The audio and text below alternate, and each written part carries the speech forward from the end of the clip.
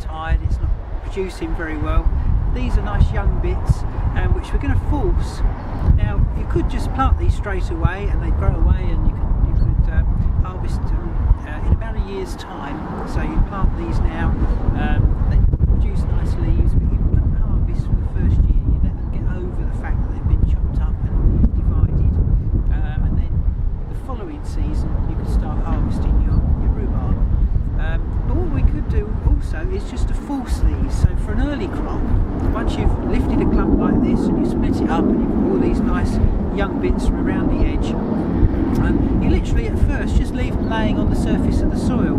So you let the frost get to them. Don't really need to do anything to them. You can just leave them laying on the top, and then when the frost comes, and even if it snows, just leave them there for about a month, and the cold will break their dormancy, because at this time of year they're just sitting there dormant, waiting to survive, just trying to survive the winter as buds.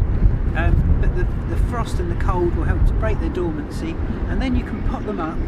So you get a pot which is just big enough to take the size of the crown. So obviously that will vary depending on how big the crowns are, the little sections are, but this pot is just about the right size for this crown, and you would just pot that up using a bit of soil. You could just use your garden soil, or you could use some fresh compost, potting compost, and make sure when you put that in the pot that the crown is just above the surface of the compost or the soil.